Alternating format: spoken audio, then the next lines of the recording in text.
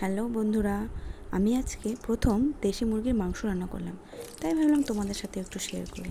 প্রথমেই কড়াইতে তেল দিয়ে তাতে আলু দিয়ে দিলাম, সাথে লবণ আর একটু হলুদ গুঁড়ো।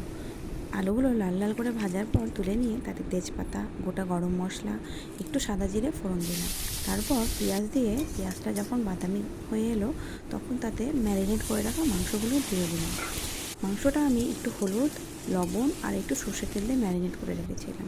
তারপর একে একে আদা বাটা, রসুন বাটা, পেঁয়াজ বাটা, লঙ্কা বাটা, জিরা বাটা দিয়ে আবার খানিকক্ষণ নাড়াচাড়া করলাম।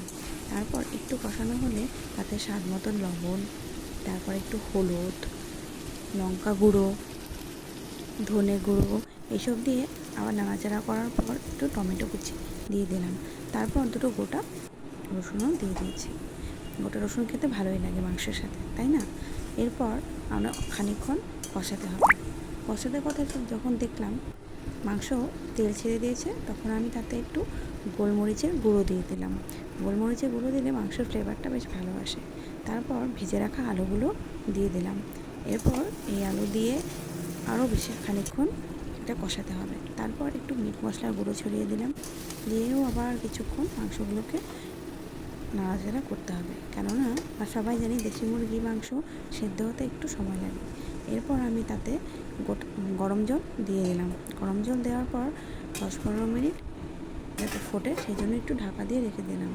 10-15 মিনিট হয়ে গেলে ঢাকা খুলে দেখলাম যে মাংস সেদ্ধ হয়ে গেছে। তাই আর একটু নাড়াচাড়া করে তাতে একটু গরম মশলার গুঁড়ো ছড়িয়ে দিলাম। গরম মশলা গুঁড়ো ছড়িয়ে দেওয়ার পর 1-2 মিনিট রেখে সেটা গ্যাস থেকে নামিয়ে নিলাম। তো বন্ধুরা, বলো তো আমার মাংস রান্নাটা কেমন হয়েছে? প্রথমবার করেছি, হয়তো ভুল ত্রুটি থাকবেই, তাও আমার কাছে বেশ ভালো লেগেছিল। আর জানো তো, খেতেও অসাধারণ হয়েছিল। Thank you, bye by.